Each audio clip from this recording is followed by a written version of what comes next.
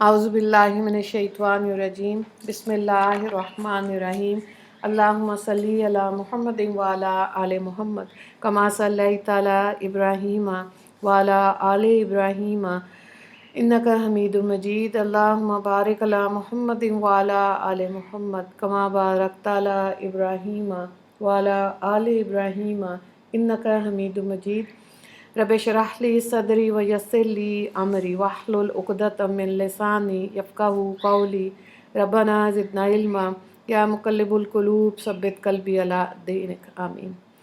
10 عنوانات کے تحت اسلامی تعلیمات 8 شعبان۔ عنوان نمبر 1 اسلامی تاریخ حضرت ابو ایوب انصاری۔ آپ کا پورا نام خالد بن یزید انجاری ہے۔ ابو ایوب ان کی کنیت ہے۔ حضور صلی اللہ علیہ وآلہ وسلم ہجرت فرما کے جب مدینہ تشریف لائے تو حضرت ابو ایوب انصاری رضی اللہ تعالیٰ عنہ کے مہمان ہوئے۔ آپ صلی اللہ علیہ وآلہ وسلم نے تقریباً 7 ماہ ان کے گھر پر قیام فرمایا۔ وہ ہمیشہ دین کی خاطر جان و مال لگانے کے لیے تیار رہتے۔ حضور صلی اللہ علیہ وآلہ وسلم کو جب بھی کوئی ضرورت پیش آتی تو اس کو پورا کرنے کے لیے وہ ہمیشہ بھرپور کوشش کرتے تھے۔ اسی لیے ہر غزوہ میں حضور صلی اللہ علیہ وآلہ وسلم کے ساتھ رہے، یہاں تک کہ حضور صلی اللہ علیہ وآلہ وسلم کے دنیا سے وفات فرمانے کے بعد بھی آپ مستقل دین کی خاطر لمبے لمبے سفر کرتے رہے۔ حضرت امیر معاویہ رضی اللہ تعالیٰ عنہ کے زمانہ خلافت میں جبکہ ان کی عمر تقریباً 90 سال کی تھی اور طبیعت ناساز تھی، اس وقت دین کی خاطر قسطنطنیہ کا سفر کیا۔ جب راستے میں زیادہ طبیعت خراب ہوئی تو فرمایا، میں نے رسول اللہ صلی اللہ علیہ وآلہ وسلم سے سنا کہ جو اللہ کے راستے میں اپنے گھر سے جتنا دور جا کر مرے گا، قیامت کے دن وہ اتنا ہی مجھ سے قریب ہوگا۔ اس لیے میری موت کے بعد بھی میری لاش کو ساتھ لے چلنا اور جہاں تمہاری آخری منزل ہوگی وہاں مجھے دفن کر دینا۔ چنانچہ یہ آپ رضی اللہ تعالیٰ عنہ کی کرامت تھی کہ آپ رضی اللہ تعالیٰ عنہ کی لاش کئی دن تک ساتھ رہی، اس کے باوجود وہ پوری طرح محفوظ رہی۔ جب یہ اسلامی قافلہ قسطنطنیہ پہنچا تو وہاں ان کو دفن کیا گیا۔ آپ کی وفات 52 ہجری میں ہوئی۔ عنوان نمبر 2 حضور صلی اللہ علیہ وآلہ وسلم کا معجزہ، ایک منافق کی موت کی خبر دینا۔ رسول اللہ صلی اللہ علیہ وآلہ وسلم ایک سفر سے واپس مدینہ تشریف لا رہے تھے۔ جب مدینہ کے قریب پہنچے تو ایک سخت ہوا چلی۔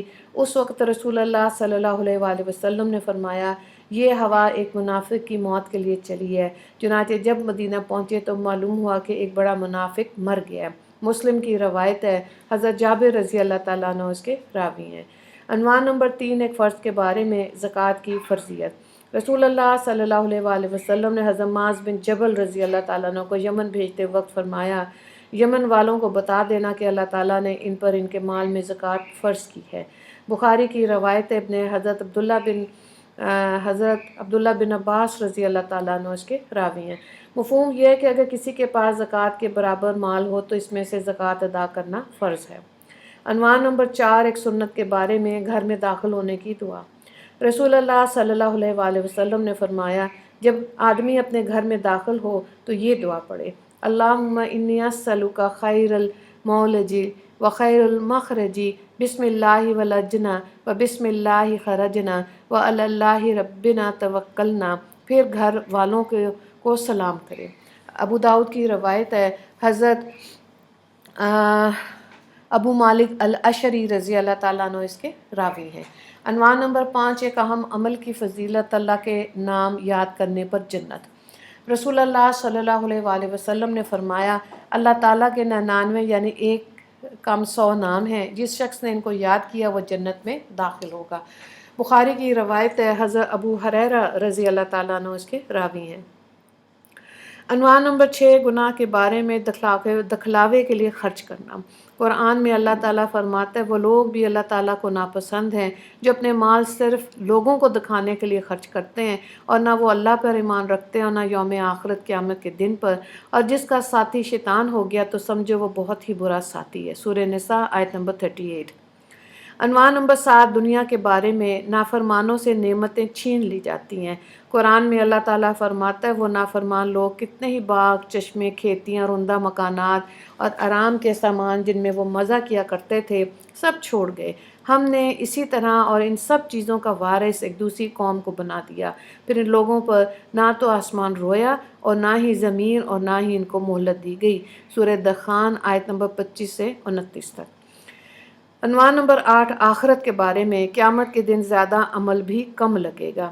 رسول اللہ صلی اللہ علیہ وآلہ وسلم نے فرمایا، اگر کوئی اپنے پیدائش کے دن سے موت کے دن تک برابر اللہ تعالیٰ کو خوش کرنے کے لیے مسجد میں پڑا رہے تو قیامت کے دن اپنے اس عمل کو بھی وہ بہت کم سمجھے گا، تمنا کرے گا کہ اس کو دنیا میں بھیج دیا جائے تاکہ زیادہ سے زیادہ اجر و ثواب حاصل کر سکے۔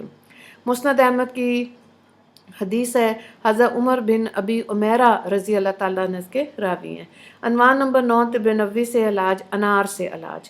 رسول اللہ صلی اللہ علیہ وآلہ وسلم نے فرمایا، انار کو اس کے اندرونی چھلکے سمیت کھاؤ کیونکہ یہ معدے کو صاف کرتا ہے۔ مسند احمد کی روایت ہے، حضرت علی رضی اللہ تعالیٰ عنہ اس کے راوی ہیں۔ مفہوم یہ کہ علامہ ابن قیم رحم اللہ فرماتے ہیں کہ انار جہاں معدے کو صاف کرتا ہے وہیں پرانی کھانسی کے لیے بھی بڑا کارآمد پھل ہے۔ عنوان نمبر 10، نبی صلی اللہ علیہ وآلہ وسلم کی نصیحت۔ رسول اللہ صلی اللہ علیہ وآلہ وسلم نے فرمایا، رحم کرنے والوں پر رحمان رحم کرتا ہے، تم زمین والوں پہ رحم کرو، آسمان والا تم پر رحم کرے گا۔ ترمذی کی روایت ہے، عبداللہ بن عمر رضی اللہ تعالیٰ عنہ اس کے راوی ہیں۔ وآخر دعوانا ان الحمد للہ رب العالمین۔ اللہم اغفر للمسلمین والمسلمات والمؤمنین والمؤمنات۔ السلام علیکم ورحمۃ اللہ وبرکاتہ۔